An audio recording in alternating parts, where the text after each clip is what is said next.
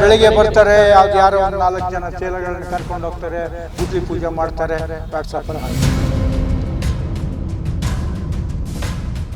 ಅವ್ರ ಜೊತೆ ಇದಾರಲ್ಲ ಅವರು ಸ್ವಲ್ಪ ಆತ್ಮಮುಕ್ತ. ಒಂದು ಗ್ರಾಮ ಪಂಚಾಯತಿ ಚುನಾವಣೆ ಗೆಲ್ಲಕ್ಕಾಗಲ್ಲ, ಅದು ಚುನಾವಣೆ ಬಂದಾಗ ಆಯ್ತಮ್ಮ ನೈನಾ ನೀನು ರಾಜೀನಾಮೆ ಕೊಟ್ಟು ಚುನಾವಣೆ ಎದುರಿಸು, ಆವಾಗ ನಿನ್ನ ಇದು ಗೊತ್ತಾಗುತ್ತೆ. ಅದು ಆ ಥರ ಚಾಲೆಂಜಿಗೆ ಹೋದರೆ ಅದು ಏನಾಗುತ್ತೆ ಅನ್ನೋದು ನಿಮಗೂ ಗೊತ್ತು, ಸಾರ್ವಜನಿಕರಿಗೆ. ಮೋಟಮ್ನವರು ನಾಯಕರುಗಳನ್ನೆಲ್ಲ ಕರೆದು ನನಗೆ 2 ಪಟ್ಟ ಕಟ್ಟಿದ್ರು, ಒಂದು ಆಂಟಿ ಮೋಟಮ್ಮ, ಇನ್ನೊಂದು ಒಕ್ಕಲಿಗರಿಗೆ. ಎಲ್ಲ ಪಾರ್ಟಿ ಒಕ್ಕಲಿಗರನ್ನ ಕರ್ಕೊಂಡು ನಿಮ್ಗೆ ಏನು ತೊಂದರೆ ಆಗಿದೆ, ಯಾಕೆ ಇದನ್ನೆಲ್ಲ ಬಿಡಿ ಅಂತೇಳಿ ಅವ್ರನ್ನೆಲ್ಲ ಸಮಾಧಾನ ಪಡಿಸಿ, ಪ್ರಚಾರ ಮಾಡಬೇಡಿ, ನೀವೆಲ್ಲ ಯಾಕೆ ಬಂದಿದ್ದೀರಿ ಅವ್ರ ಪರ ಅಂತೇಳಿ ನಮ್ಮ ಮೇಲೆ ಧಮಕಿ ಹಾಕಿ ಎಡ್ಸ್ಕೊಂಡ್ಬಂದ್ಬಿಟ್ಟು ಓಡ್ಬಾರ್ದು. ಮನುವನ್ನು ಕರ್ಕೊಂಡು ಮಸೀದಿಗೆ ಹೋದ್ರು ಸ್ವಾಮಿ, ಮಸೀದಿಗೆ ಹೋಗಿ ಅವ್ರಿಗೆ ಕೈ ಮುಗಿದು ಕೇಳ್ಕೊಂಡು ದಯವಿಟ್ಟು ನಮಗೆ ಸರಿ ಸಹಾಯ ಮಾಡಬೇಕು, ಬೇರೆ ಪಕ್ಷಕ್ಕೆ ಒಂದು ಓಟ್ ಹೋಗ್ಬಾರ್ದು, ಇಲ್ದ ನಮ್ಮ ಗೆಲುವು ಖಂಡಿತ ಇಲ್ಲ. ಈಗ ಅವ್ರ ಹತ್ರ ಏನಾಗುತ್ತೆ, ಜಯರಾಮ್ ಹತ್ರ ಏನಾಗುತ್ತೆ, ಸುರೇಂದ್ರ ಹತ್ರ ಏನಾಗುತ್ತೆ, ಹಾಲಪ್ಪವ್ರ ಹತ್ರ ಏನಾಗುತ್ತೆ ಅಂತ ಈಗಲೂ ಇದೆ, ಒಗ್ಗಟ್ಟು ಹಾಳಾಗಿಲ್ಲ. ಆದರೆ ನಮ್ಮಲ್ಲಿ ಸ್ವಲ್ಪ ಡಿಫ್ರೆನ್ಸ್ ಅಂತೇಳಿದರೆ ಪಕ್ಷದಲ್ಲಿ ಸ್ವಲ್ಪ ನಮ್ಮ ನಾಯಕರ ನಡೆ ಸ್ವಲ್ಪ ಪಕ್ಷಕ್ಕೆ ಮುಜುಗರ ತರ್ತಾ ಇದೆ. ಈಗಲೂ ನಾವು ಒಂದೇ, ನಮ್ಮಲ್ಲಿ 2 ಗುಂಪಿಲ್ಲ, ನಾಳೆನೂ ನಾವು ಒಂದೇನೆ. ಆದರೆ ಈಗ ಸ್ವಲ್ಪ ಅವರ ನಡೆ ಸ್ವಲ್ಪ ವ್ಯತ್ಯಾಸ ಆದಾಗ ನಾವು ಅದನ್ನು ವಿರೋಧಿಸ್ತಾ ಇದ್ದೀವಿ. ಅವರಿಗೆ ತುಂಬ ಅವಕಾಶನೂ ಕೊಟ್ಟು ಸರಿ ಮಾಡ್ಕೊಳ್ಳಿಕ್ಕೆ, ಯಾವುದೇ ರೀತಿಯಲ್ಲಿ ಅವರು ಅದಕ್ಕೆ ಸ್ಪಂದಿಸ್ತಾ ಇದ್ದಾಗ ನಾವು ಈಗ ಇಲ್ಲಿ ಬಂದಿರತಕ್ಕಂಥವರೆಲ್ಲ ಅನೇಕ ವರ್ಷಗಳಿಂದ ಪಕ್ಕ ಕಾಂಗ್ರೆಸ್ನಲ್ಲಿ ಇರ್ತಕ್ಕಂಥವ್ರು. ಖಂಡಿತ Congress pillars of the Mudigere, ಗೊತ್ತಾಯ್ತಲ್ಲ. ಯಾವುದೇ ಕಾರಣಕ್ಕೂ ನಾವು ಅಷ್ಟು ಚೆನ್ನಾಗಿ ಇಟ್ಕೊಂಡಿದ್ದು ನಡೆಸ್ಕೊಂಡು ಹೋಗಿದ್ದೀವಿ. ಈಗ ಬಂದಾಕ್ಷಣ ಒಬ್ಬರ ಮೇಲೆ ಒಬ್ಬರು ವೈರತ್ವ ಕಟ್ಟೋದು, ಈಗ ನನ್ನ ಮೇಲೆ ಯಾರನ್ನ ಎತ್ಕಟ್ಟೋಣ ಅಥವಾ ಜಯರಾಮ್ ಮೇಲೆ ಯಾರು ಎತ್ಕೊಟ್ಟೋಣ, ಹೀಗೆ ಮಾಡಿದಾಗ ನಮಗೆಲ್ಲ ಪಕ್ಷಕ್ಕೂ ಹಿನ್ನಡೆ ಆಗುತ್ತೆ, ನಮಗೂ ನೋವಾಗುತ್ತೆ. ಏನಾದ್ರು ಮಾಡ್ಕೊಂಡು ಹೋಗಲಿ ಅನ್ನೋ ರೀತಿಯಲ್ಲೂ ಸ್ವಲ್ಪ ನೋವಾಗುತ್ತೆ. ಜೊತೆಗೆ ಅವ್ರ ಹತ್ರ ಏನಿದೆ, ಅವರಿಗೆಲ್ಲ ವಯಸ್ಸಾಗಿದೆ, ರಿಟೈರ್ಡ್ ಆಗಲಿ. ಅದನ್ನು ಮೊದಲೇ ಚುನಾವಣೆಗೂ ಮೊದಲೇ ಹೇಳಿಬಿಟ್ಟಿದ್ರೆ ಸತ್ಯವಾಗ್ಲೂ ನಾವು ಆವಾಗಲೇ ರಿಟೈರ್ಡ್ ಆಗಿಬಿಡ್ತಿದ್ದು, ಆರಾಮಾಗಿರ್ತಿದ್ದು ಹೆಂಡತಿ ಮಕ್ಕಳ ಜೊತೆ.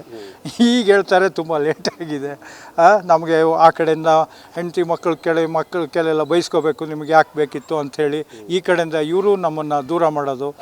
ನಾವು ಇವರಿಗೂ ಬಿಗಿನಿಂಗ್ ಕೂರಿಸ್ಕೊಂಡು ಒಳ್ಳೆ ಕಾರ್ಯಕ್ರಮ ಕೊಡಬೇಕು. ನಾವು ಇರೋಂಥ ಒಂದು 4-5 ವರ್ಷ ನಮ್ಮ ಅಧಿಕಾರ ಇರ್ಬೋದು, ಮುಂದೆ ಹೋಗ್ಬೋದು, ಬರ್ಬೋದು. ಆದರೆ ನಮ್ಮ ಮೂಡಿಗೆರೆ ಜನತೆ ಶಾಶ್ವತವಾಗಿ ನೆನೆಸ್ಕೊಳ್ತಕ್ಕಂಥ ಕಾರ್ಯಕ್ರಮಗಳನ್ನ ಕೊಡಬೇಕು ಅಂದರೆ ನಮ್ಮನ್ನು ಹತ್ರನೇ ಇಟ್ಕೊಳ್ಳಲ್ಲ. ಯಾಕೆ ಅನ್ನೋದು ಗೊತ್ತಿಲ್ಲ. ಬೆಳಿಗ್ಗೆ ಬರ್ತಾರೆ, ಯಾರೋ ಒಂದು 4 ಜನ ಚೇಲಗಳನ್ನ ಕರ್ಕೊಂಡು ಹೋಗ್ತಾರೆ, ಗುದ್ಲಿ ಪೂಜೆ ಮಾಡ್ತಾರೆ, ವಾಟ್ಸಪ್ಪಲ್ಲಿ ಹಾಕ್ತಾರೆ, ಇಲ್ಲಿ ಗುದ್ಲಿ ಪೂಜೆ ಮಾಡಿಸಿ. ಈಗ ಲಿಂಗಯ್ಯನವರು ಅಲ್ಲಿ ಹೇಳಿದರು, ನನ್ನ ಮನೆ ಎದುರಿಗೆ ಒಂದು ಬಸ್ ಸ್ಟಾಪು ಇದು ಮಾಡಿದ್ದಾರೆ, ನನಗೆ ಗೊತ್ತಿಲ್ಲ. ಈ ಥರ ಅಂದರೆ ಅವರು ಕಾಂಗ್ರೆಸ್ ಕಾರ್ಯಕರ್ತರಲ್ವ? ಕಾಂಗ್ರೆಸ್ ಇತ್ತೀಚೆಗೆ ನಾನು ಒಂದು ಪ್ರಶ್ನೆ ಕೇಳೋಕ್ಕೆ ಇಷ್ಟಪಡ್ತೀನಿ. ಅವ್ರ ಜೊತೆ ಇದ್ದಾರಲ್ಲ, ಅವರು ಸ್ವಲ್ಪ ಆತ್ಮಮುಕ್ತ ನೋಡ್ಕೊಳ್ಳಿ. ಒಂದು ಗ್ರಾಮ ಪಂಚಾಯತಿ ಚುನಾವಣೆ ಗೆಲ್ಲಕ್ಕಾಗಿಲ್ಲ, ಒಂದು ಗ್ರಾಮ ಪಂಚಾಯತ್ ಚುನಾವಣೆ ಗೆಲ್ಲಕ್ಕಾಗಲಿಲ್ಲ, ಅಥವಾ 4 ಜನ ಹಿಡಿದು, ಅದು ಚುನಾವಣೆ ಬಂದಾಗ ಗೊತ್ತಾಗುತ್ತೆ.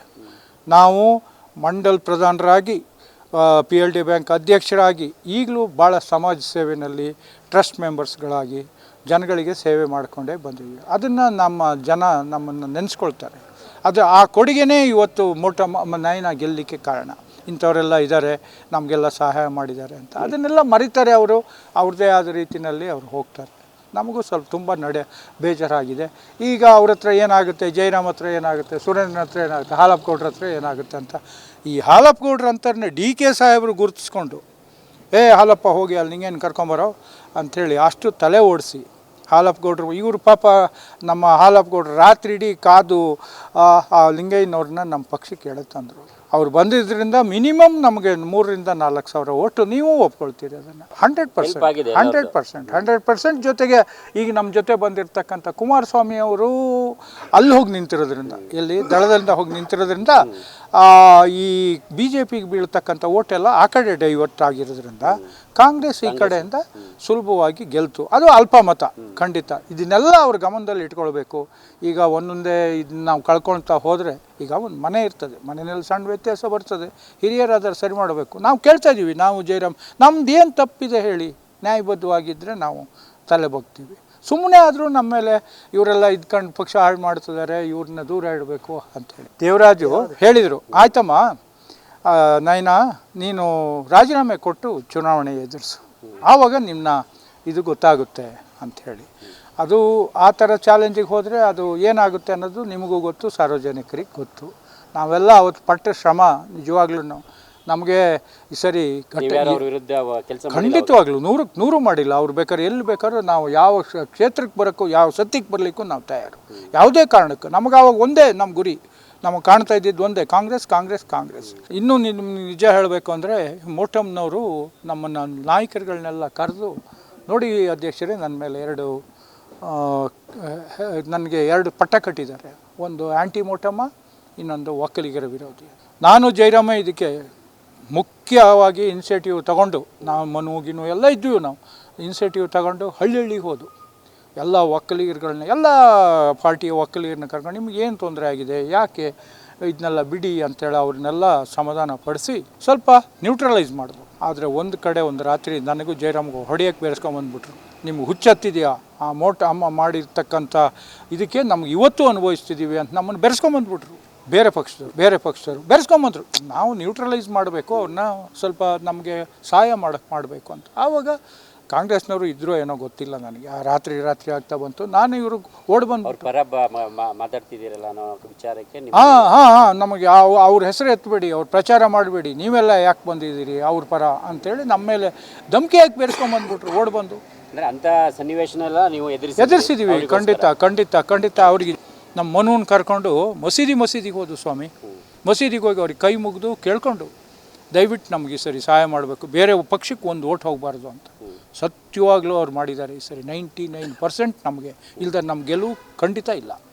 2-3 ವಿಚಾರದಲ್ಲಿ ನಾವು ಗೆದ್ದಿರೋದು. ಒಂದು ಮೋಟಮ್ಮ ಬಂದಿರೋದ್ರಿಂದ, ಮುಸಲ್ಮಾನರು 99% ನಮಗೆ ಓಟ್ ಹಾಕಿರೋದ್ರಿಂದ, ಗಾಯತ್ರಿ ಶಾಂತೇಗೌಡರಿಗೆ ನಮ್ಮ ಮೂಡಿಗೆರೆಯಲ್ಲಿ ಹಿನ್ನಡೆ ಆಯಿತು ಅವ್ರ MLC ಚುನಾವಣೆಯಲ್ಲಿ. ಆ ಮನಸ್ಸಿಗೆ ಅವಳಿಗೆ ತುಂಬ ಬೇಜಾರಾಗಿತ್ತು, ಯಾರು ಮಾಡಿದ್ದು ಏನು ಅನ್ನೋದು. ಅದನ್ನೆಲ್ಲ ನಾವು ಇಲ್ಲಿ ಹೇಳಲಿಕ್ಕೆ ಬರೋಲ್ಲ. ನಮ್ಮ ಪಕ್ಷದ ಆಂತರಿಕ ವಿಚಾರದಲ್ಲಿ ಆಂತರಿಕ ಸಬ್ಜೆಕ್ಟ್ ಬಂದಾಗ ಮಾತಾಡ್ತೀವಿ. ಆದರೂ ಗಾಯತ್ರಕ್ಕ ಪ್ರಚಾರಕ್ಕೆ ಇಳಿಯೋದಿಲ್ಲ ಅಂತೇಳಿದ್ರು ಪ್ರಭಾವಿ ನಾಯಕರವರು. ಅಂಬಳೆ ಹೋಬಳಿ ಅವರ ಕಪಿಮುಷ್ಟಿಯಲ್ಲಿ ಇಟ್ಕೊಂಡೆ. ಅಕ್ಕ, ನನ್ನ ಅಧ್ಯಕ್ಷತೆಯಲ್ಲಿ ನಿಮ್ಮ ದಮ್ಮಯ್ಯ ಅಂತೀನಿ, ನಿಮ್ಮ ಕಾಲು ಹಿಡಿತೀನಿ, ಈ ಥರ ಎಲ್ಲ ಕೇಳ್ಕೊಂಡೆ. ನಮ್ಮ ಮನಸ್ಸಿಗೆ ಕೊನೆಗೆ ಆಯಿತು ಸುರೇಂದ್ರ, ನಿಮ್ಮ ಇಷ್ಟೊಂದು ಹೋಗೊಟ್ಟಿದ್ದಕ್ಕೆ ನಾನು ಸಹಾಯ ಮಾಡ್ತೀನಿ ಅಂತ ಹೋಗಿ ಅಂಬಳೆ ಹೋಬಳಿನಲ್ಲಿ ಭಾಳಷ್ಟು ಹೈಯೆಸ್ಟ್ ಲೀಡ್ ಬಂತು ಸ್ವಾಮಿ. ಒಂದು ಲಿಂಗಯ್ಯನವ್ರನ್ನ ಕರ್ತಂದಿದ್ದು ಹಾಲಪ್ಪಗೌಡರು, ಎರಡನೇದಾಗಿ ನಮ್ಮ ಮುಸಲ್ಮಾನ್ ಮುಖಂಡರು 99 ಓಟ್ ಹೊಡೆದಿದ್ದು, ಮೂರನೇದಾಗಿ ನಮಗೆ ಗಾಯತ್ರಕ್ಕನ ಸೇವೆ ಅಂಬಳೆ. ಇಷ್ಟೇ ನಮಗೆ ಮೇಜರ್ ಗೆಲುವು ತರಲಿಕ್ಕೆ ಕಾರಣ. ಅವ್ರನ್ನ ನಾವು ಕಡೆಗಣಿಸಬಾರ್ದು ಯಾವಾಗ್ಲೂ. ಈಗ ಯಾರ್ದು ಅಲ್ಲಿ ನಡೆಯೋದಿಲ್ಲ, ಹಿಂಗಾಗಿದೆ. ಹಾಲಪ್ಪಗೌಡರು ಹತ್ತಿರ ಇಲ್ಲ, ಜಯರಾಮು ದೂರ. ನನಗೂ ಮನಸ್ಸಿಗೆ ಏನು ಮಾಡೋದು, ಅಧ್ಯಕ್ಷ ಅಲ್ಲ ಇದ್ದೀನಿ, ಹಿಂಗೆ ನಡೆಸ್ಕೊಂಡು ನಾವು ಯಾರನ್ನೂ ದೂರೋದಿಲ್ಲ, ಸತ್ಯವಾಗ್ಲೂ ದೂರೋದಿಲ್ಲ. ನಯನನ್ನು ನಾವು ದೂರಲ್ಲ. ಅದು ಯಾಕೆ ಆ ಥರ ಬಿಹೇವಿಯರು ಸರಿಪಡಿಸ್ಕೊಂಡು ಹೋಗಿ ನೀವು ಹೈಲಿ ಎಜುಕೇಟೆಡ್ ಇದ್ದೀರಿ, ಹೊರದೇಶದಲ್ಲಿ ಓದಿದವರು, ಮತ್ತು ಅಮ್ಮನಿಗೆ ತುಂಬ ಸಂಪರ್ಕ ಇದೆ, ಮೇಲ್ಮಟ್ಟದಲ್ಲಿ ಸಂಪರ್ಕ ಇದೆ, ಹಣಕಾಸಿಗೆ ತೊಂದರೆ ಇಲ್ಲ ನನಗೆ ಗೊತ್ತಿರೋಂಗೆ. ಅವೆಲ್ಲ ಸಂಪರ್ಕನೇ ನಿಮ್ಮನ್ನೆಲ್ಲ ದೂರ ಮಾಡಲಿಕ್ಕೆ ಕಾರಣ. ಅದು ಅವರಿಗೆ ಅದೇನೋ ಅವ್ರನ್ನೇ ಕೇಳಬೇಕು ನೀವು, ನಮ್ಮನ್ನು ಕೇಳೋ. ಅದು ಮುಂದೆ ಅದಕ್ಕೆ ಉತ್ತರ ಸಿಗ್ಬೋದು ಸ್ವಾಮಿ. ಒಳ್ಳೆಯದಾಗುತ್ತೋ ಕೆಟ್ಟದಾಗುತ್ತೋ ಅದು ಅವರ ಇದು. ನಾವಂತೂ ಪಕ್ಷನ ಯಾವುದೇ ಕಾರಣಕ್ಕೂ ಬದಲಾವಣೆ ಮಾಡಲ್ಲ. ನಾಳೆ ಹೈಕಮಾಂಡ್ ಏನಾದರೂ ನೈನೇ ಹೋಗಿ ಕೆಲಸ ಮಾಡಿ ಅಂದರೆ ಕೆಲಸ ಮಾಡ್ತೀವೋ ಬಿಡ್ತೀವೋ, ಅವ್ರ ನಡವಳಿಕೆ ಮೇಲೆ ಹೋಗ್ತದೆ. ಕಾಂಗ್ರೆಸ್ ಬಿಟ್ಟು ಓಟ್ ಹಾಕೋದಿಲ್ಲ. ತುಂಬ ದಪ್ಪ ಇದ್ದೀನಿ, ಅದರಲ್ಲೂ ಮಖ ತುಂಬ ದಪ್ಪ ಇದೆ ಸರ್. ನನಗೆ ಥೈರಾಯ್ಡ್ ಇದೆ ಸರ್, ಥೈರಾಯ್ಡ್ ಕಂಟ್ರೋಲಿಗೆ ಬರ್ತಾ ಇಲ್ಲ. ಮಾತ್ರೆ ನುಂಗ್ತಾ ಇದ್ದೀನಿ, ಆದರೂ ಕಂಟ್ರೋಲಿಗೆ ಬರ್ತಿಲ್ಲ ಅಂತ ಅಂತಿದ್ದೀರಲ್ಲ, ನಮ್ಮ ಜೀನಿ ಸ್ಲಿಮ್ನ ಯೂಸ್ ಮಾಡಿ 100% ಥೈರಾಯ್ಡು ಕಂಟ್ರೋಲಿಗೆ ಬರುತ್ತೆ, ಸಣ್ಣನೂ ಆಗ್ತೀರಾ.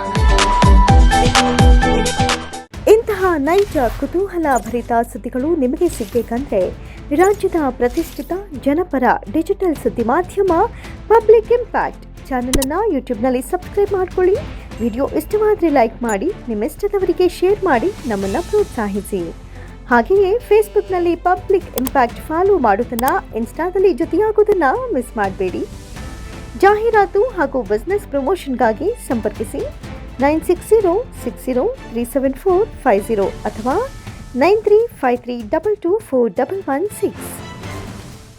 ಇದು ಪಬ್ಲಿಕ್ ಇಂಪ್ಯಾಕ್ಟ್, ಜನಶಕ್ತಿಯೇ ನಿರ್ಣಾಯಕ.